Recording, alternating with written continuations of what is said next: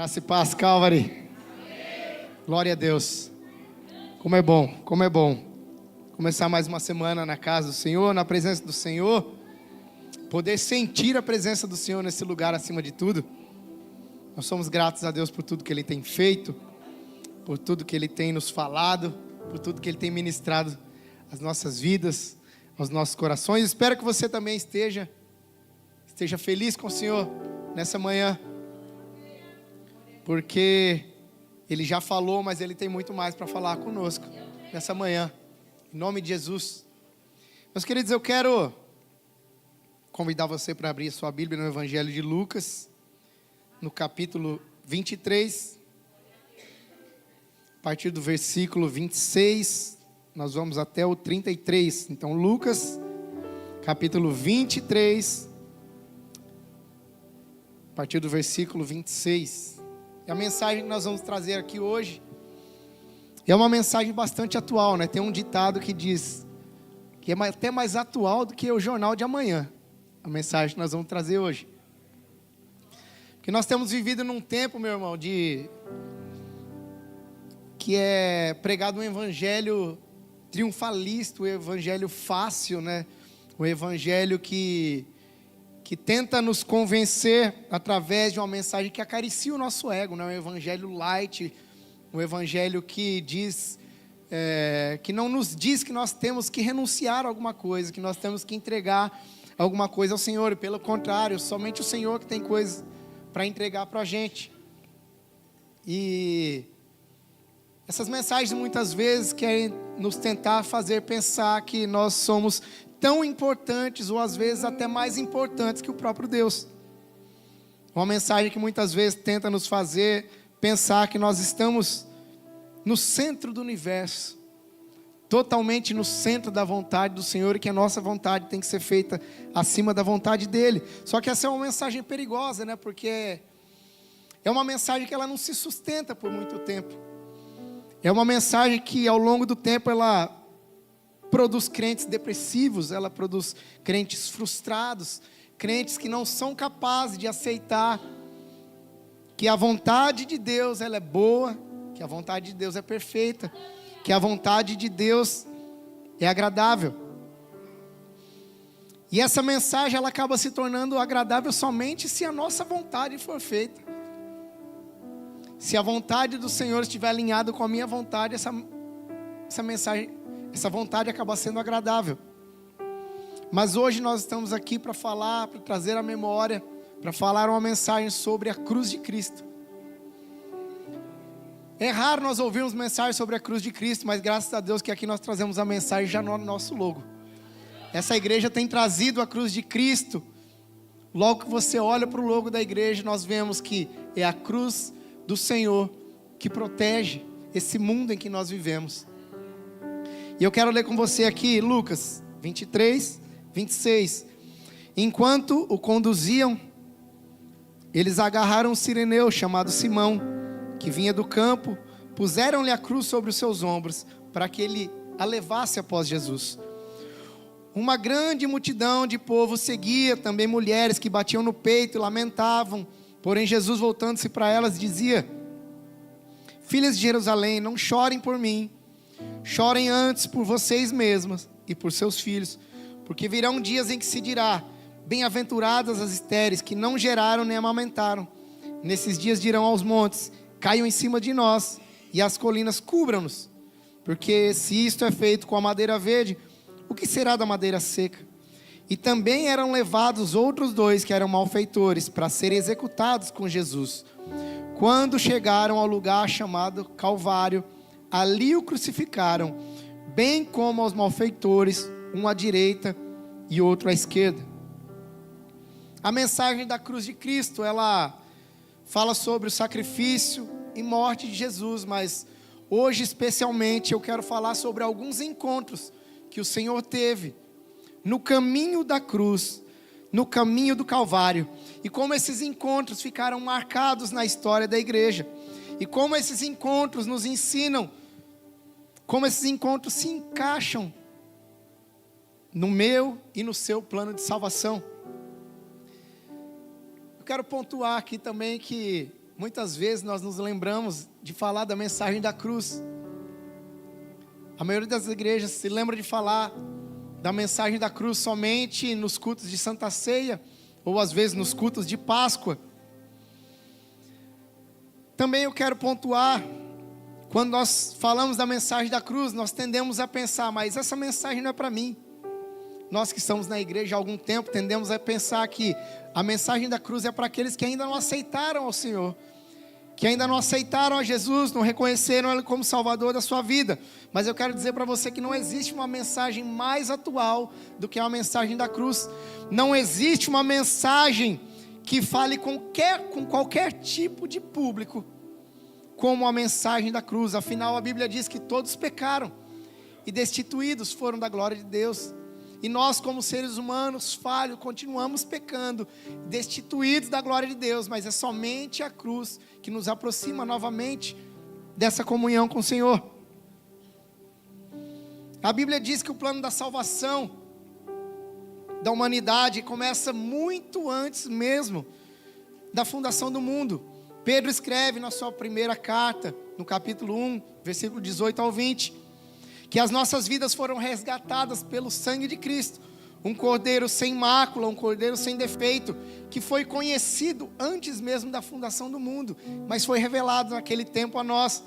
E nós precisamos entender, primeiro, por que precisaria de um ato tão extremo? Por que precisaria envolver uma morte? Por que precisaria haver um derramamento de sangue? Então nós voltamos ao começo de todas as coisas, quando o Senhor cria o homem à sua imagem e semelhança, e Deus coloca Adão e Eva ali no jardim. E a Bíblia diz que todos os dias o Senhor, na viração do dia, Ele iria até o jardim, e Ele iria se encontrar com Adão e com Eva. Mas chegou um dia que alguém faltou naquele encontro, e não foi Deus que faltou naquele encontro. Quem faltou naquele encontro foi Adão, foi Eva. A Bíblia conta que a consciência deles estava pesada, porque eles desobedeceram ao Senhor. E ao desobedecer ao Senhor, desobedeceram às suas ordens, eles pecaram. E nesse momento nós vemos o pecado entrando no mundo, o pecado fazendo parte da nossa natureza humana. E assim o homem passa a ter essa natureza pecaminosa, uma natureza propensa à desobediência, propensa sempre a agir de forma rebelde, de forma a sempre buscar satisfazer as suas paixões, satisfazer os seus desejos da carne, ao invés de se preocupar em cumprir a vontade de Deus. E depois daquele episódio nós vemos que o Senhor anuncia pela primeira vez que havia um plano de resgate para a humanidade. O Senhor não enxerga o tempo como nós vemos. Com um golpe da visão de Deus, Ele consegue contemplar o nosso presente, o nosso passado e o nosso futuro. E por isso que em sua onisciência Ele já sabia que um dia nós cairíamos, que um dia nós pecaríamos, que um dia nós precisaríamos ser resgatados do nosso pecado, que um dia nós precisaríamos ser libertos, e que um dia nós precisaríamos do sacrifício de Cristo, para que nós pudéssemos nos reconectar ao Pai. E através do sacrifício, nós nos livraríamos da morte eterna. Esse não era um plano de última hora. Não é que o ser humano, que Adão pecou, que Eva foi enganada pela serpente, ela comeu do fruto que o Senhor ordenou que não comesse, ofereceu a Adão e ele também comeu.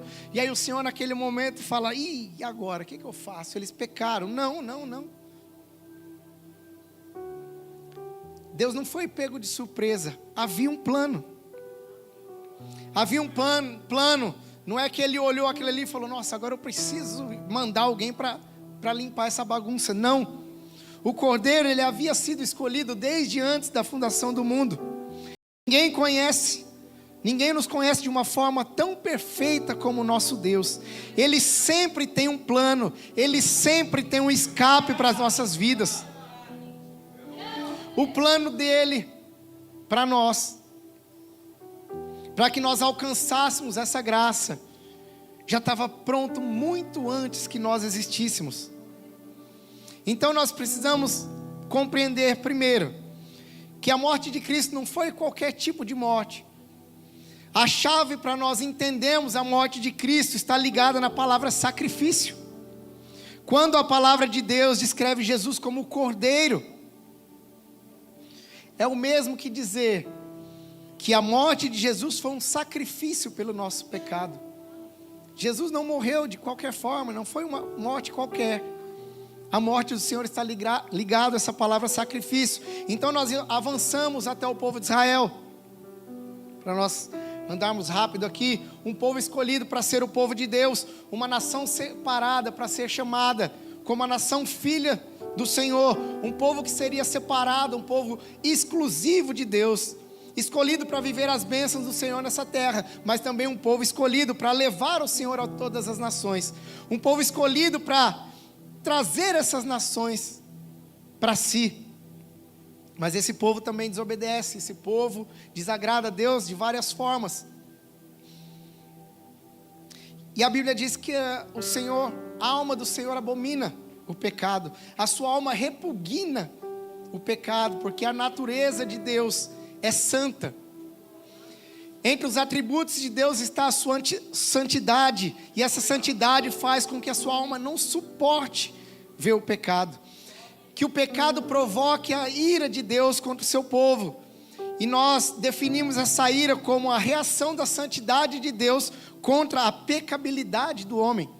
A natureza de Deus é santa, nela não há sombra de pecado, não há sombra de variação. Então o Senhor entrega ao povo de Israel uma série de leis, uma série de cerimoniais que eles deveriam cumprir a fim de aplacar a ira do Senhor contra eles.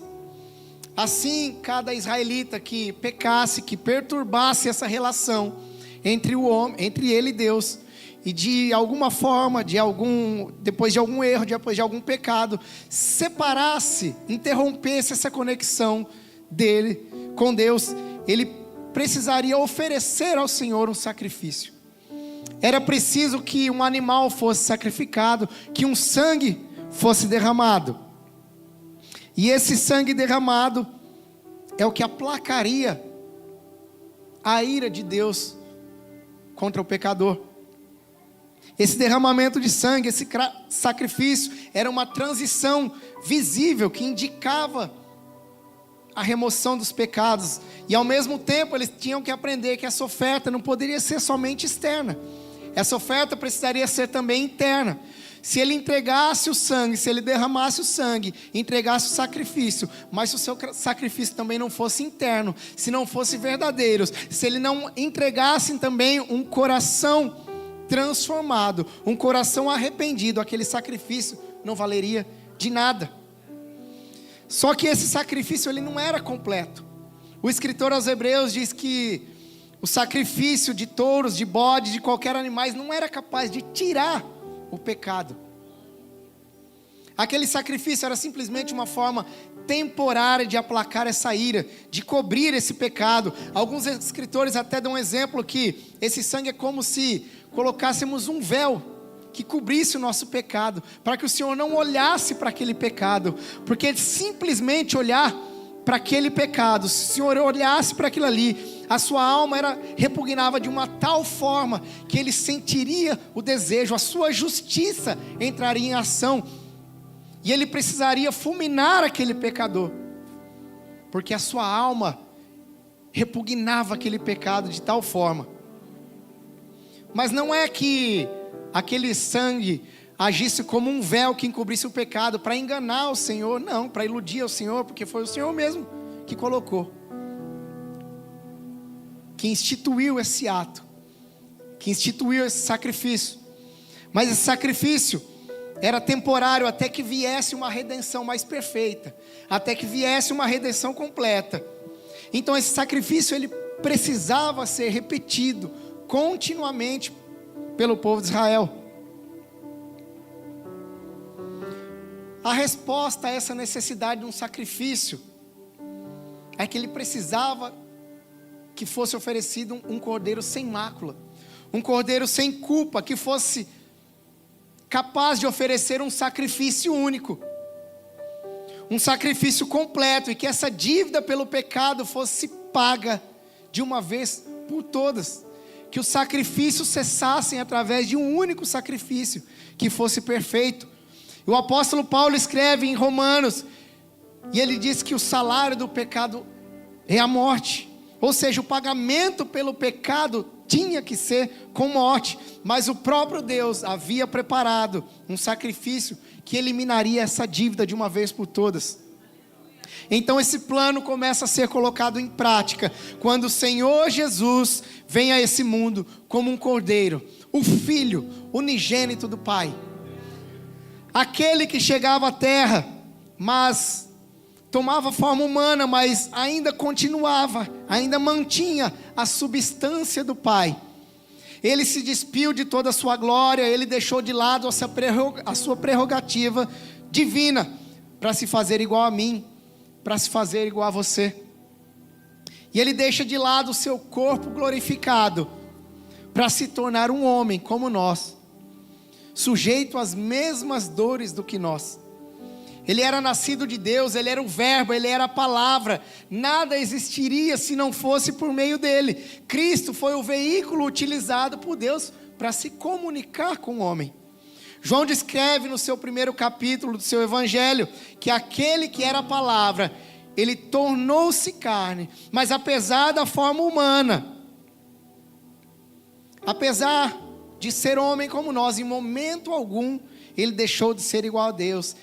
Ele era em sua essência igual a Deus, mas ele não tirava proveito do fato de ser igual a Deus. É interessante nós destacarmos também, para que não haja nenhum tipo de dúvida, Jesus era mesmo Deus, porque tem aqueles que ainda hoje questionam, Jesus não era Deus, ele deixou de ser Deus. Mas é interessante para nós que os discípulos que andaram com Jesus, que viram em Jesus os aspectos da humanidade, que comeram com Jesus, que beberam com Jesus, que passaram esse tempo com Jesus na terra, eles mesmos confirmaram que aquele sim era o Messias, aquele era o Cordeiro de Deus, aquele era o Deus encarnado, que desceu na própria terra. E onde nós poderíamos encontrar um testemunho tão fiel, um testemunho mais fiel do que da boca daqueles mesmos que andaram com o Senhor, aqueles que foram testemunhas da humanidade do Senhor. Jesus esteve como homem nesse mundo, ele esteve aqui por 33 anos, mas ele exerceu o seu ministério por apenas 3 anos, mas mesmo que pareça pouco tempo, em apenas 3 anos, o seu ministério foi capaz de mudar a história da humanidade. Jesus não precisa de muito tempo para mudar a minha, para mudar a sua vida. Basta que nós cremos, basta que nós creiamos, que nós demos uma chance para Ele entrar de verdade no nosso coração, para que Ele escreva uma história nova na nossa vida. O simples fato de Ele nascer foi capaz de dividir a história da humanidade. Todos nós, quando estudamos nos livros de história, e nós estudamos os acontecimentos que aconteceram ao longo da história da humanidade, nós sempre encontramos, tal coisa aconteceu tantos anos antes de Cristo, tal profeta escreveu tal livro 500 anos antes de Cristo, 400 anos antes de Cristo, 700 anos antes de Cristo, tal evento, Nero destruiu Roma, destruiu Jerusalém, destruiu Roma queimada, 70 anos depois de Cristo. A história foi dividida a partir do nascimento de Jesus. E esse mesmo Jesus é capaz de dividir a nossa história entre antes de Jesus entrar no nosso coração e depois de Jesus entrar no nosso coração. Quantos de nós temos testemunho para contar de como nós éramos antes de encontrarmos Jesus? Quantas pessoas nós podemos testemunhar do que o Senhor fez na vida dela? Aquele homem bebia, aquele homem se drogava, aquela mulher se prostituía, aquelas pessoas mentiam, matavam, roubavam, mas hoje estão na casa do Senhor. Hoje é um pastor, hoje é um missionário, uma missionária, um profeta, uma profeta na casa de Deus, porque o Senhor é capaz de dividir não só a história da humanidade, como a nossa vida também, antes e depois de Ele fazer parte da nossa vida.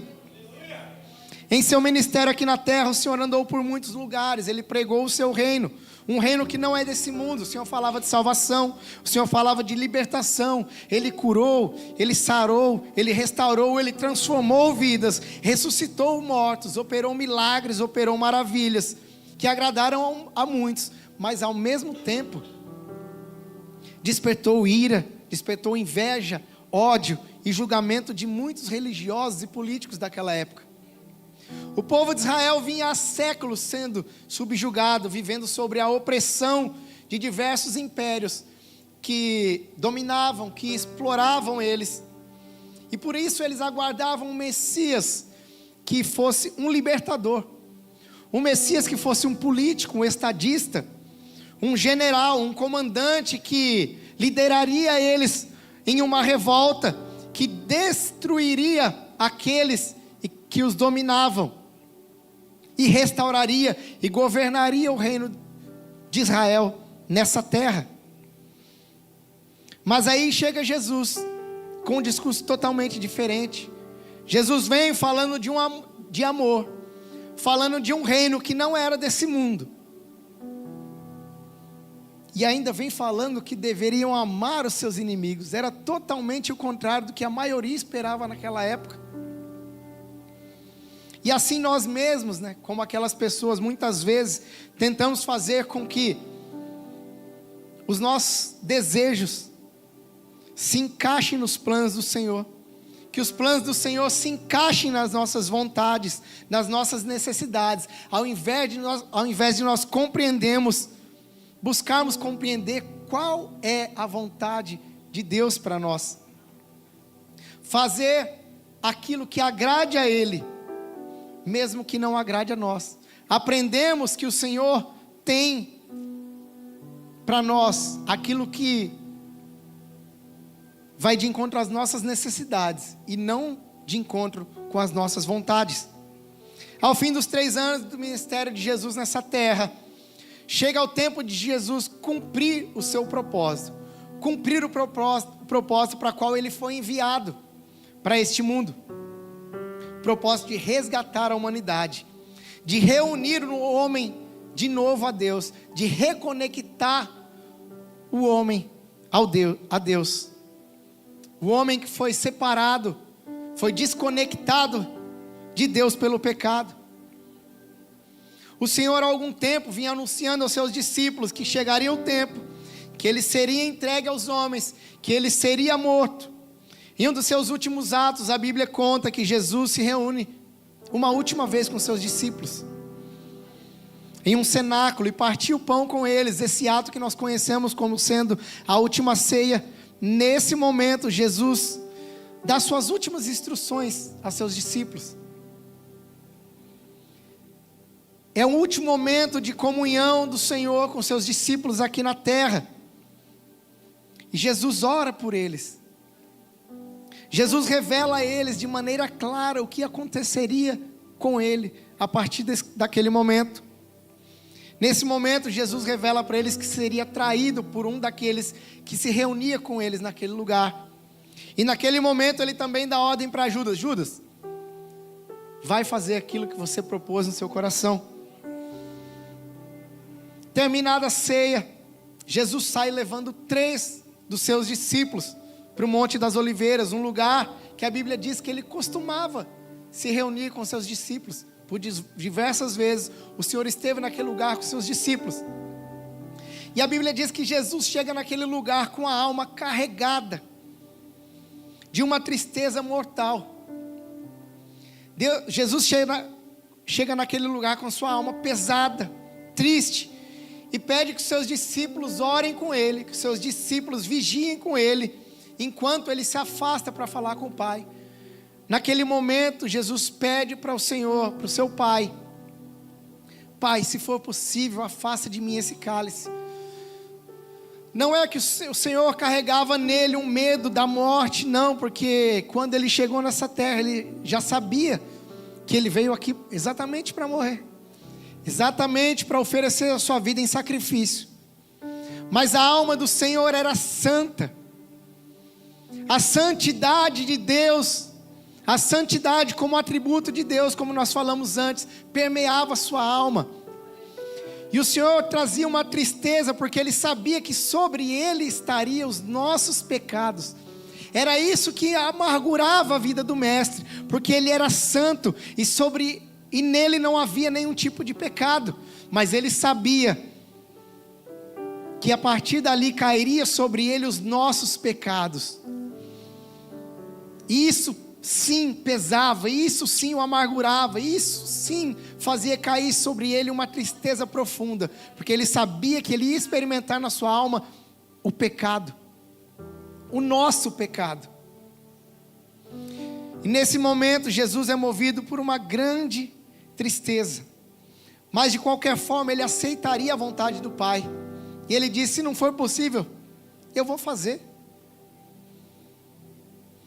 O Senhor nos dá uma lição muito preciosa, que mesmo que seja muito difícil, mesmo que doa na nossa alma, entregar para Ele o que Ele pede, cumprir a vontade dEle na nossa vida, de forma alguma nós devemos deixar de fazer, mesmo que doa, mesmo que seja difícil, nós precisamos ir até o fim para cumprir a vontade de Deus na nossa vida. Jesus não leva simplesmente 3 discípulos, Jesus leva com Ele 3 amigos. Era importante para Jesus ter alguém do seu lado naqueles momentos de dificuldade. Se nós nos colocarmos no lugar de Jesus, imagine nesse momento. Imagine um tempo na sua vida de dificuldade, de luta, de tristeza, de agonia. E aí você ouve dos seus amigos que, se fosse preciso, ele iria até o fim. Jesus ouve dos seus amigos: não, se precisar eu vou até a morte com o Senhor, mas no momento de agonia, a hora que o Senhor volta e olha, eles estão dormindo.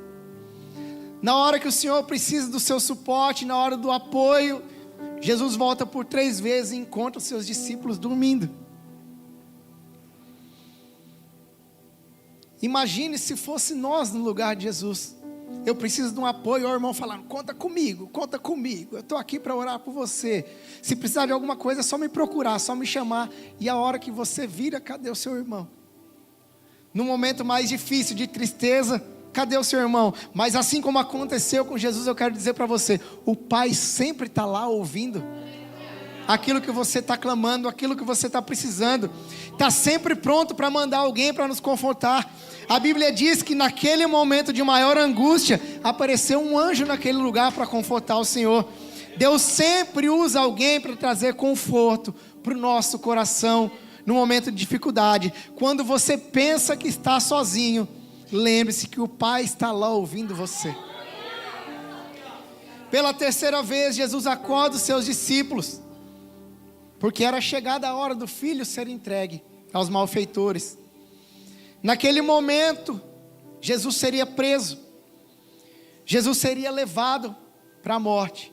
Jesus é traído, preso, levado para ser julgado.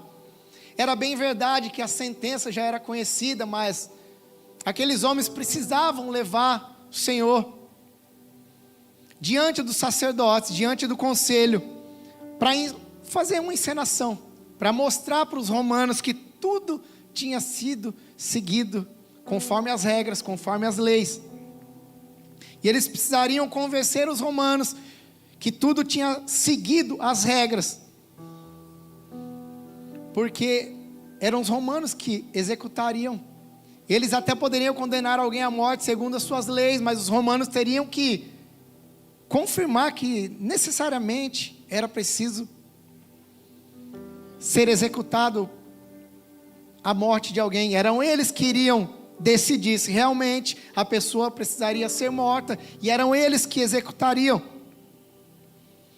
Então Jesus é levado, Jesus é condenado, Jesus é caluniado, agredido, cuspido, zombado, e enfim ele é sentenciado à morte, por aqueles que ele havia confrontado durante o seu ministério.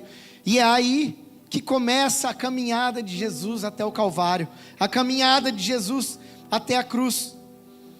E é nesse caminho que nós vamos destacar alguns dos encontros que Jesus teve nesse caminho até o Calvário.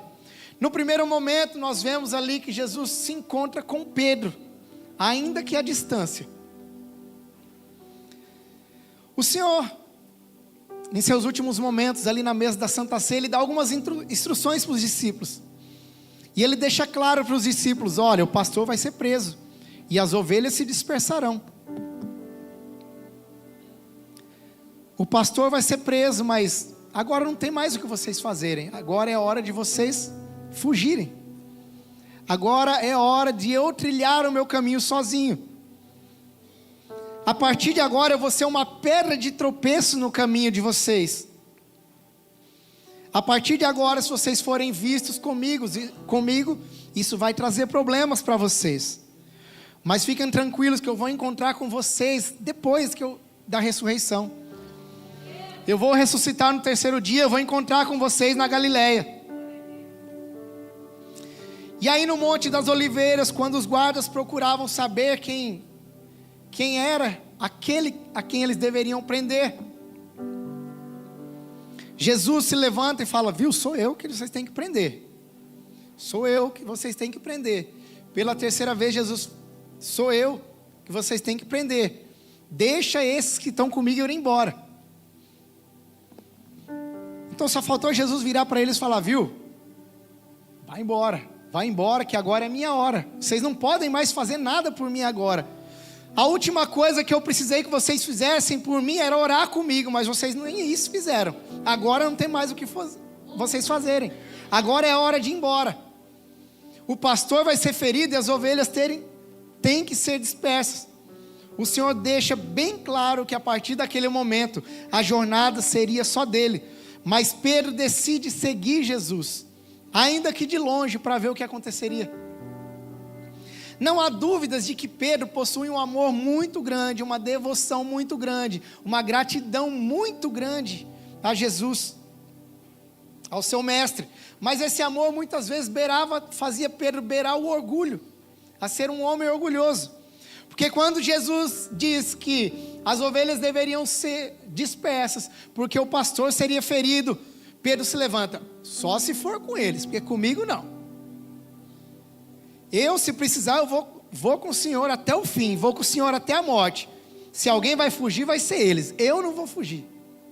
O amor e a devoção de Pedro era tão grande que fazia ele beirar o orgulho. É fato que algumas passagens nos mostram que Pedro, por muitas vezes, ele agiu, ele falou impulsivamente, mas de forma alguma isso anula o amor e a dedicação e a devoção que Pedro sentia por Jesus. Alguns julgam Pedro pelo fato dele ter seguido Jesus de longe. Alguns tentam até tentam dizer que Pedro era covarde, que Pedro ficou só de longe olhando, porque ele tinha medo do que ia acontecer, mas na verdade, não é que Pedro é covarde, Pedro era desobediente, porque não era para ele estar lá.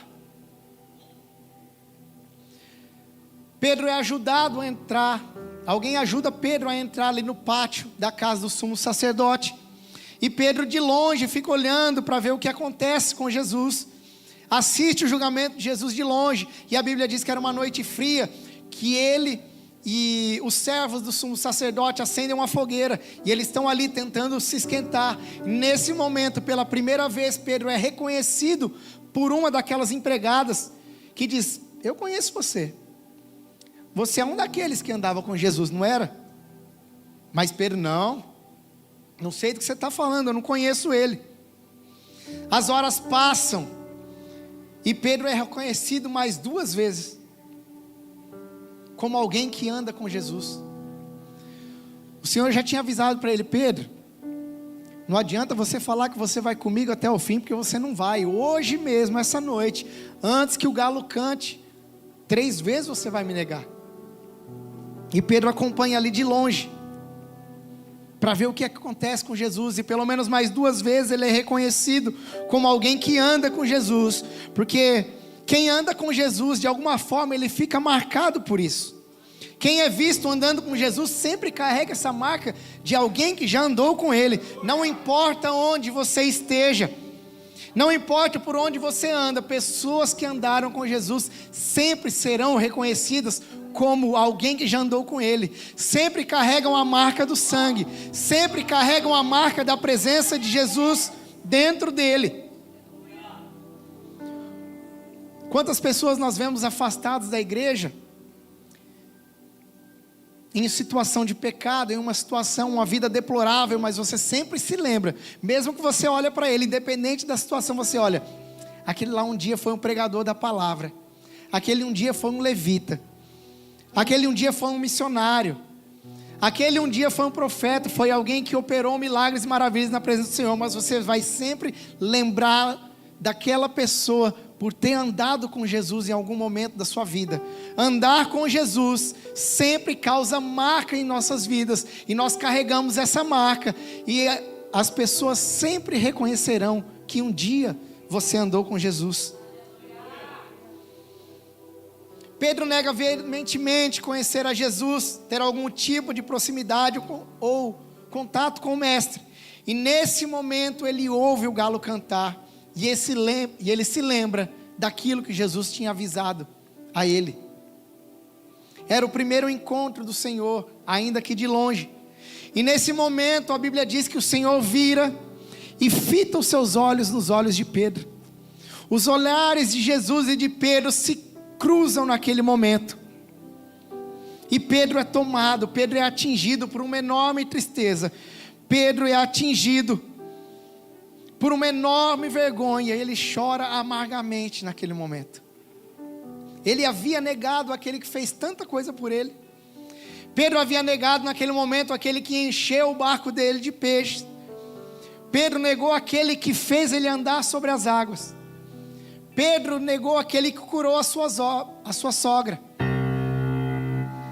Pedro nega naquele momento aquele que deu o privilégio para ele de participar, de estar com ele no monte da transfiguração.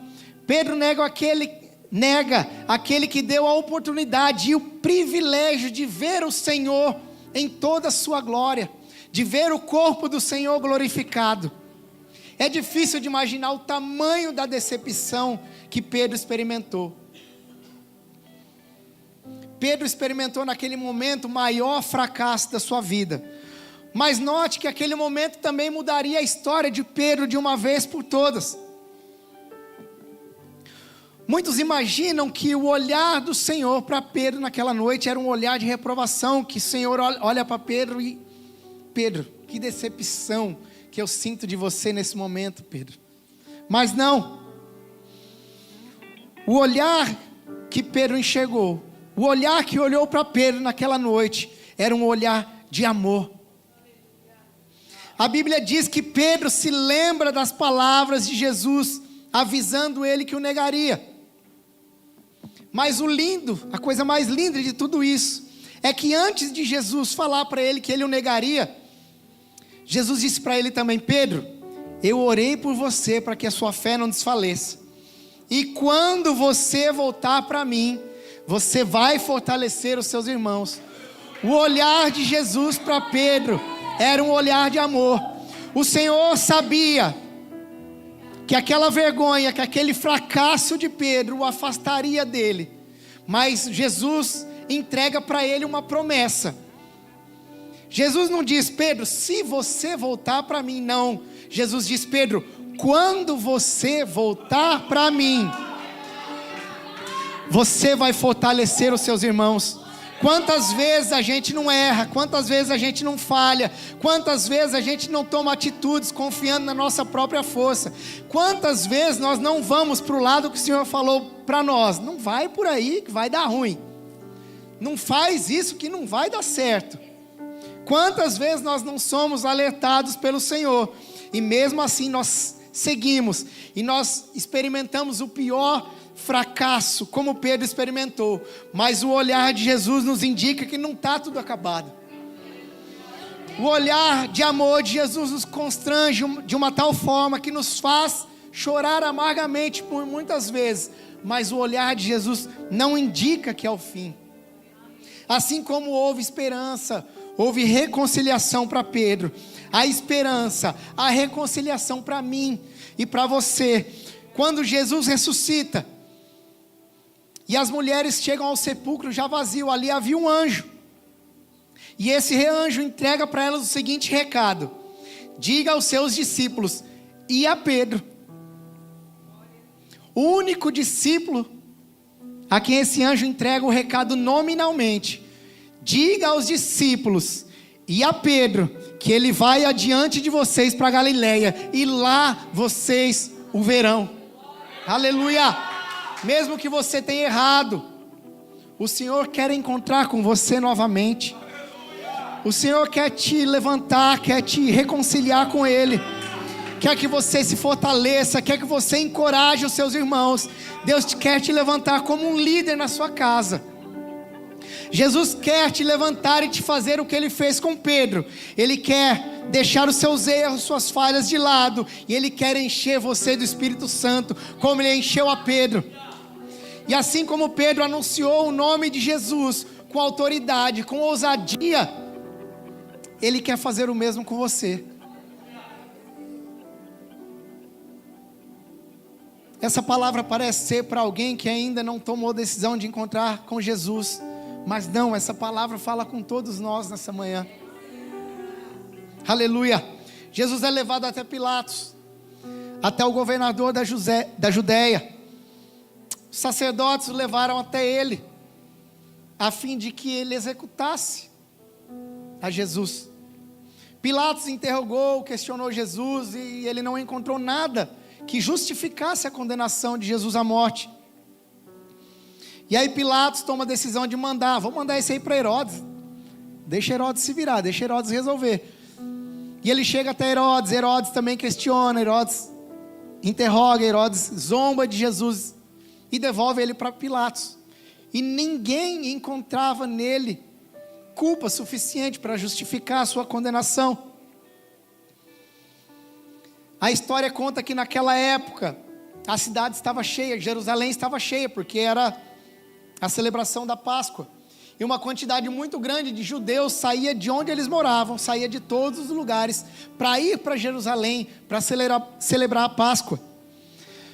E Pilatos percebe que no meio da movimentação daquele povo, se ele não condenasse Jesus, se ele não fizesse a vontade daquele povo, que era de matar Jesus, poderia surgir ali uma grande revolta.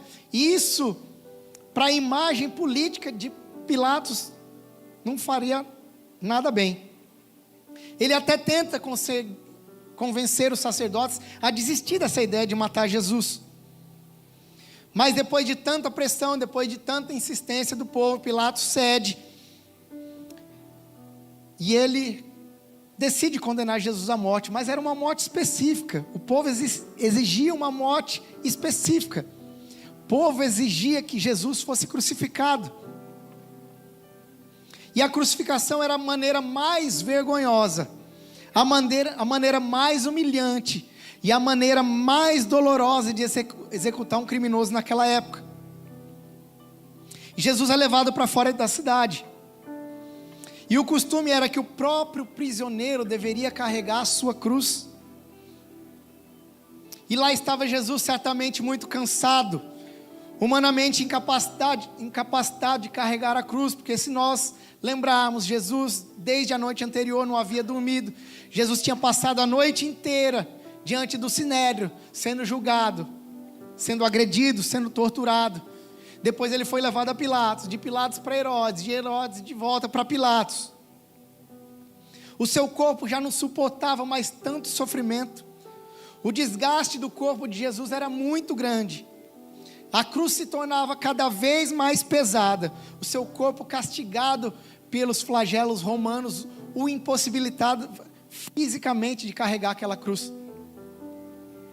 A condição de Jesus impossibilitava que ele seguisse, ele estava atrasando os outros que vinham após ele. E eles tinham pressa que aquilo terminasse logo, porque eles não queriam que a celebração da Páscoa atrasasse. Eles tinham pressa, né? A gente precisa chegar logo lá, a gente precisa matar esse pessoal logo. Foi então que Jesus tem o segundo encontro importante no caminho do Calvário. Simão Cirineu, assim como muitos outros, haviam viajado de muito longe para celebrar a Páscoa em Jerusalém, e ele acabou sendo recrutado para carregar a cruz de Jesus. Simão não estava preparado para isso, afinal ele viajou de tão longe para participar de uma celebração especial. Simão vivia ali o dia mais santo de todos, e agora ele é obrigado a participar de um evento tão vergonhoso, de um evento tão humilhante como uma crucificação. Por muitas vezes nós nos vemos como Simão. Parece que nós estamos nos nossos melhores dias, parece que nós estamos na melhor fase da nossa vida, mas de repente aparece uma cruz para a gente carregar. Simão não estava preparado para isso, a sua mente não estava preparada, o seu coração não estava preparado para isso, o seu corpo não estava preparado para isso, e muitas vezes também na nossa mente, no nosso corpo, no nosso coração, não está preparado para carregar essa cruz, para carregar essa provação que apareceu para nós de última hora. E ainda que nós não queiramos, ainda que nós não estamos preparados, nós somos forçados a carregar uma cruz que às vezes nem é nossa.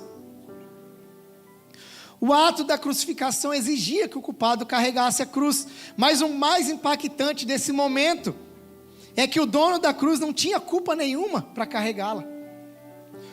O dono da cruz não tinha pecados para ser lançado sobre aquela cruz. E naquele momento a cruz acaba caindo sobre os ombros de um pecador. O plano de Deus é perfeito.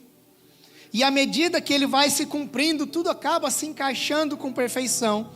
Há sempre um propósito de Deus para tudo que acontece na nossa vida. Por mais que nós pensamos que nós estamos no controle da situação, se nós decidimos confiar na soberania de Deus, nós somos surpreendidos por uma graça tão grande, que nos alcança, que nos resgata, que resgata a nossa casa, que alcança a nossa família, que alcança os nossos filhos. O Evangelho de Marcos, quando ele cita essa passagem no encontro de Jesus com Simão, ele traz um detalhe que passa despercebido, que parece não tem importância nenhuma, mas é um detalhe que mostra para nós como Simão foi recompensado por aquela atitude. Marcos apresenta Simão Cirineu como sendo pai de Alexandre e de Rufo. Mas o que isso tem de tão importante? Isso quer dizer que as pessoas para quem aquele evangelho que o Marcos escreveu receberiam, a quem foi destinado esse evangelho, conheciam os filhos de Simão. Muito provavelmente eram pessoas conhecidas na igreja que se instalou em Roma. Esse Rufo depois é saudado por Paulo no livro, na carta aos Romanos. E por que isso é tão importante? Porque isso mostra que Simão carregou a cruz para Jesus, mas depois Simão levou Jesus para sua casa. A salvação chegou na casa de Simão. A salvação alcançou a casa de Simão. A salvação alcançou a vida de Simão. A salvação alcançou a família de Simão. Aleluia! A salvação, a recompensa para quem carrega a cruz em silêncio, sem reclamar. A salvação para quem não se nega a levar a cruz. Jesus seguia, sem reclamar, o seu trajeto, a sua trajetória, o seu caminho. Como cordeiro ao matador, ele seguia como uma ovelha muda ao tosqueador, para aquele lugar, onde ele derramaria a sua alma na morte, como escreveu Isaías.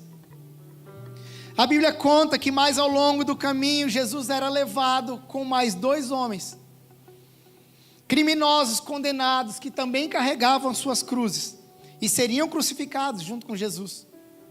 Quando chegaram ao lugar que era chamado de Calvário, Jesus foi crucificado junto com esses homens. 3 cruzes foram levantadas naquele lugar da caveira. Um ladrão foi crucificado à esquerda, outro ladrão foi crucificado à direita. A Bíblia diz que Jesus era zombado desde o momento em que ele saiu da cidade carregando a cruz. E até mesmo naquela cruz, já preso lá, já crucificado, já pregado, os soldados, a multidão, os religiosos, Mateus e Marcos registram que até mesmo aqueles que estavam nas cruzes ao lado dele zombavam dele. Mas alguma coisa começou a mudar naquele cenário. Depois do meio-dia, desce uma escuridão repentina. Uma escuridão incomum começa a tomar conta daquele lugar. Não existe detalhes pormenores registrados, mas de alguma maneira, a forma de julgar de um daqueles homens que carregava a mesma sentença que o Senhor mudou. O primeiro relato é daquele ladrão que foi crucificado, revoltado com a condição dele naquele momento. Esse ladrão, ele adere ao coro daqueles que zombavam de Jesus naquela cruz. Era bastante provável que eles também já tinham ouvido da fama de Jesus, já tinham ouvido falar dos ensinamentos de Jesus e até dos milagres que o Senhor tinha operado, porque o ministério de Jesus e tudo que ele fez e tudo que ele falou havia se espalhado por todas as partes. Então ele passa a questionar a Jesus pela sua condição. Se ele era mesmo o Messias, se ele dizia ser mesmo o Salvador, e se ele fosse aquilo que ele dizia ser, o libertador, por que ele aceitava estar daquele jeito? Por que ele aceitava estar naquela condição? E a sua revolta sugeria que, na sua revolta ele sugeria que Jesus se salvasse, mas também salvasse ele. Essa sugestão vai totalmente contrário ao que o Senhor havia declarado ao longo de toda a sua trajetória. O fato de ele estar ali na cruz não seria para benefício próprio, ou para gerar algum benefício para alguém aqui na terra. Caso contrário, ele teria aceitado a sugestão do diabo no deserto. Ele teria escolhido ser exaltado no pináculo do templo, mas lá no deserto o Senhor já deixava claro que ele escolheria a cruz. A sua missão não era desse plano, a sua missão não era dessa terra. A sua missão e seu ministério era para gerar algo muito maior. A sua missão neste lugar era para gerar um tesouro espiritual, um reino que não era desse mundo. Depois de um tempo pendurados naquela cruz, algo diferente começa a acontecer. Naquele lugar de morte, naquele lugar de dor, o propósito principal do evangelho e da cruz começa a ser visto naquele lugar. Eu não sei o que chamou a atenção daquele outro criminoso. Eu não sei se ele começou a se lembrar de tudo que ele tinha ouvido sobre Jesus ao longo dos últimos anos. Eu não sei se o que chamou a atenção dele em Jesus foi a postura dele diante de tanta zombaria, diante de tantas acusações. Mas o fato é que a graça de Cristo começa a mostrar os seus efeitos ali naquele mesmo lugar. Naquele lugar de morte, naquele lugar de dor, naquele lugar de acusação, de zombaria, aquele homem pendurado na outra cruz, diz para aquele homem revoltado: você não ao menos teme a Deus, estando sob igual sentença? Ou seja, alguma coisa começou a mudar. Ele começa, primeira coisa, ele reconhece que Deus está do lado dele. Ele começa a reconhecer que Jesus era o próprio Deus, porque ele diz: você não teme a Deus mesmo estando sobre uma sentença igual a dele? Uau! A graça de Deus começa a transbordar da cruz de Jesus. A graça começa a transbordar de uma forma que alcança aquele homem. E esse é o sacrifício do Cordeiro que já começa a produzir a salvação. A nossa punição é justa, ele falou para o outro. Nós estamos recebendo o que nós merecemos. Mas esse homem que está aí, ele não fez mal nenhum. Mesmo estando em uma situação iminente de morte, a única coisa que ele poderia oferecer ao Senhor naquele momento era a sua fé. Como diz a canção que nós cantamos agora há pouco, a única coisa que ele tinha a oferecer para ele eram os seus pecados. Era entregar os seus pecados sobre a cruz de Jesus. Ele não tinha nada para oferecer ao Senhor. que não fosse a sua fé. Então, nos últimos instantes da sua vida, ele reconhece que Jesus é Deus, ele reconhece que ele é um pecador, e ele reconhece que ele precisa de Jesus para alcançar a salvação, para alcançar o reino do Senhor. Mal sabia este homem que naquele momento morria um criminoso, morria um malfeitor, morria um ladrão, e nasceria um pregador do Evangelho, porque o testemunho desse homem, registrado no Evangelho de Lucas, atravessa todas as gerações, e mostra o verdadeiro propósito do Evangelho de Cristo. O perdão e a vida eterna são dados a quem crê em Jesus, para o perdão dos seus pecados. Tudo agora começa a fazer sentido ali na cruz. Tudo agora começa a fazer sentido. Começa a fazer sentido o verdadeiro sacrifício do Senhor. É para isso que o Senhor foi morto naquela cruz. A Bíblia diz que acontece uma festa no céu quando um pecador se arrepende, e que uma alma vale muito mais que o mundo todo. Então, se apenas aquele homem tivesse tomado essa decisão de crer em Jesus para a sua salvação, o plano estaria completo. Mas a palavra diz que ele deu a sua vida em resgate de muitos. E nós estamos aqui para adorá-lo, para exaltá-lo e para agradecer a ele, porque nós também fomos alcançados por essa abundante graça. Aquela graça que transbordou na cruz, que foi capaz de alcançar aquele homem que estava crucificado junto com Jesus, é a mesma que transborda da cruz e nos alcança nessa manhã, que nos faz reconhecer que nós somos pecadores, e que Ele é Deus, e que somente através dEle nós podemos alcançar a nossa salvação, nós podemos alcançar o seu reino. Eu aprendi uma frase nessa semana, fui impactado por ela, uma frase que eu não procurei o autor, não achei, mas é a imagem mais perfeita daquele momento. Ela diz assim, que um homem morreu com o pecado em si, e continuou com o pecado sobre si. Um outro homem, um segundo homem, ele morreu como pecador, mas ele não tinha mais a culpa sobre si.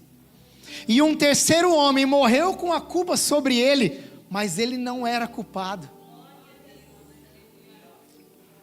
Jesus morreu com toda a culpa, com o peso dos nossos pecados sobre ele, mas ele não era culpado daquilo. Jesus ensinou que só existe uma forma de nós alcançarmos a salvação, seguindo ele. E dessa forma ele nos diz que nós precisamos segui-lo, que nós precisamos renunciar a nós mesmos, que nós precisamos tomar a nossa cruz e segui-lo. E ele segue dizendo, do que adianta ganhar o mundo inteiro e perder a si mesmo? Todos nós somos pecadores, vivemos nessa terra, carregamos a nossa cruz, e nesse caminho que nós trilhamos carregando a nossa cruz, muitas vezes nós somos também caluniados, muitas vezes nós somos também perseguidos, muitas vezes nós somos também zombados, amaldiçoados. As nossas falhas, os nossos erros, nosso pecado nos habilita à morte. Se nós fôssemos julgados e recebemos a recompensa que nós verdadeiramente merecíamos, certamente nós teríamos que atravessar o Calvário, nós teríamos que ser espancados, nós teríamos que ser torturados, se nós recebêssemos a recompensa que nós merecemos. A diferença da nossa caminhada carregando essa cruz para a caminhada de Jesus é que quando Jesus chega naquele lugar de morte, quando Jesus chega no Calvário, quando Jesus chega no monte para ser crucificado, ele não enxerga nada além de morte, ele não enxerga nada além de acusação, ele não enxerga nada além de abandono, porque a Bíblia diz que nessa hora até mesmo o Pai o abandonou. Mas quando nós, carregando a nossa cruz, nós chegamos ao Calvário, e nós olhamos para cima, nós erguemos nossos olhos, nós vemos que alguém já está lá no nosso lugar. Alguém assumiu o meu lugar, alguém assumiu o seu lugar naquela cruz. Aquela cruz era minha, aquela cruz era sua, mas ele já tomou posse. Eu quero que você imagine que você está naquele cenário agora. Eu peço que você feche seus olhos comigo. Eu quero que você imagine que você está naquele lugar, no lugar de Jesus.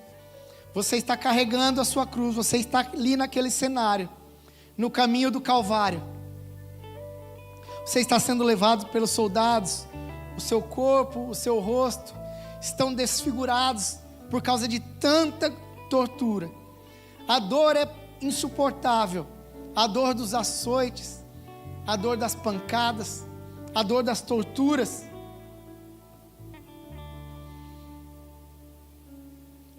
O peso do pecado do mundo está sobre os ombros, inclusive o peso dos seus próprios pecados. Eu quero que você imagine que se Jesus encontrasse com você naquele momento, quem você seria nesse encontro? Talvez você seja Pedro nesse encontro, mas eu quero dizer que tem esperança, porque mesmo depois de tudo que você fez, mesmo depois de tudo que você falou, mesmo fazendo tudo ao contrário do que Jesus disse para você fazer, você acha que não tem mais perdão para você, você acha que não tem mais solução para você, mas eu quero pedir para que você traga à memória aquilo que Ele te prometeu, que você se lembre, como Pedro lembrou, que Ele fez uma promessa para você, que um dia você vai se encontrar com Ele de novo. E quando você encontrar, você vai ser um farol, você vai fortalecer a fé do seu irmão, você vai levar a mensagem do Evangelho consigo, você vai fortalecer aqueles que estão fracos pelo caminho. Mas talvez você seja como Simão, você foi forçado a carregar um peso que surgiu tão de repente, você parecia não estar preparado, mas mesmo assim você aceitou, sem se preocupar com o ambiente de vergonha que cercava você. Mesmo que ele não tenha culpa, não tenha pecado, mesmo Jesus não tendo culpa, Jesus não tendo pecado, Ele está ali para carregar a cruz junto com você. Eu quero te contemplar, te confortar e lembrar que a bênção do Senhor virá sobre você e virá sobre a tua casa. Jesus estava ali no caminho, junto com Simão, e na sua caminhada, carregando a cruz, levando para um lugar que parece ser de morte, Jesus está com você, carregando a cruz. Mas talvez você acredita que o seu encontro com Jesus é um encontro igual daquele primeiro ladrão que estava crucificado ao lado dele. Eu quero te dizer que você tem muito mais para alcançar que as coisas dessa terra. Às vezes nosso pedido, nosso pensamento é: Senhor, me liberta daqui, porque eu quero descer dessa cruz aqui para viver o melhor dessa terra. Aquele ladrão, ele queria ser liberto daquela cruz, para ele voltar para a mesma vida que ele tinha antes. Mas eu quero dizer para você que o Senhor tem muito mais para você viver, que as bênçãos que o Senhor tem preparado, que o reino que Ele tem preparado para você viver é muito, muito, muito além daquilo que nós vivemos nessa terra. Mas talvez o seu encontro possa ser também como daquele segundo ladrão, e que você possa viver um encontro como esse segundo homem viveu. Um encontro de reconhecer a sua condição de pecador. Um encontro de reconhecer que é fraco, que é falho.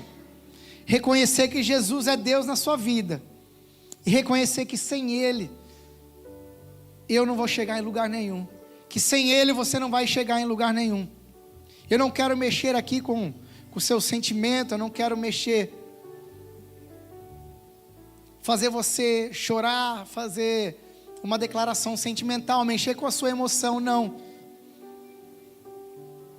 Eu quero trazer uma mensagem de esperança que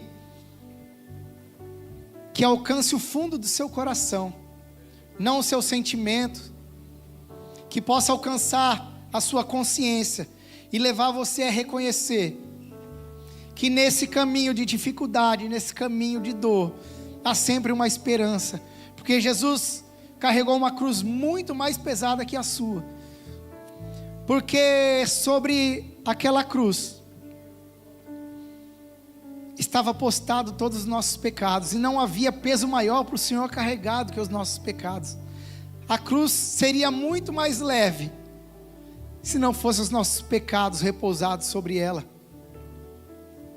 Eu quero que você fique de pé.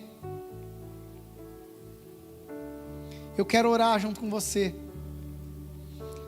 para que nós possamos carregar em nosso coração essa mensagem dos encontros importantes que o Senhor teve. Que você possa se reconhecer também em algum momento dessa palavra. Que você possa encontrar refrigério e refletir acima de tudo: quem sou eu no caminho do Calvário? Quem Jesus vai encontrar no caminho do Calvário?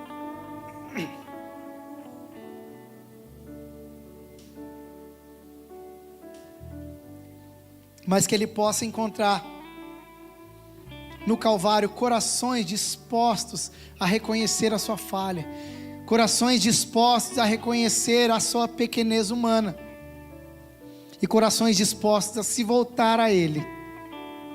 Pai, em nome de Jesus, esse povo está aqui, Pai, reunido em Tua presença, Pai. E nessa manhã nós trazemos à memória, Senhor, a mensagem da Tua cruz. Uma mensagem de esperança, Pai. A mensagem que justifica nós estarmos aqui nessa manhã, Pai. Não existe um motivo diferente para que nós saíssemos da nossa casa, estivéssemos aqui, Pai, reunidos na Tua presença. Não existe um motivo maior do que a Sua cruz, Pai. Não existe um motivo maior, Deus, do que a Sua entrega, Pai. Deus, nós estamos aqui com o coração grato, com o coração derramados, Pai, reconhecendo que nós precisamos de Ti, Pai. Reconhecendo, Senhor, que nós precisamos do Senhor nessa caminhada, Pai. Reconhecer que nós somos falhos, Senhor. Que muitas vezes nós somos como Pedro, tomamos a decisão de ir para o lado errado. E muitas vezes nós somos confrontados, Senhor, pelo Teu olhar de amor, Pai. E nós somos entristecidos, Pai, mas a Tua mensagem traz esperança, Pai. De que nós voltaremos à Tua presença, que o Senhor está sempre disposto a nos receber de volta, Pai, e nos fortalecer, Pai. Aleluia. Deus, muitas vezes a cruz que nós precisamos carregar, Pai, nos pega de surpresa na nossa caminhada. Nós não estamos preparados, mas nós temos a certeza que o Senhor está no caminho conosco. E se nós formos obedientes, Pai, nós vamos desfrutar, Senhor, do Teu amor, Pai. Desfrutar da Tua salvação, Pai. Desfrutar, Senhor, das Tuas bênçãos na nossa casa e na nossa família, Pai. Senhor, que nós possamos reconhecer, Deus, como aqueles homens, como aquele homem reconheceu, Pai, que nós precisamos de Ti em todo tempo, em todo momento, Pai. Que o Senhor é o nosso único caminho. A Tua palavra diz que o Senhor é o caminho, a verdade e a vida. E nós cremos que a Tua cruz é a bússola para nos orientar nesse caminho, para que um dia, Senhor, nós possamos viver no Teu reino, Pai. Porque essa é a Tua promessa, Pai. Senhor, recebe a nossa gratidão nessa manhã. Recebe, Senhor, a gratidão do Teu povo, Pai. Que nós possamos lembrar da cruz todos os dias, Pai. Que nós possamos lembrar, Senhor, do Teu sacrifício, Pai, todos os dias. Que nós possamos, Senhor, caminhar em direção a Ti, Pai. Em direção ao Teu reino, Pai. Em nome de Jesus nós Te pedimos, Pai. Quebrando o nosso coração, Deus. Em nome de Jesus. Recebe, Senhor, a gratidão do teu povo, Pai. Aleluia. Glória a Deus.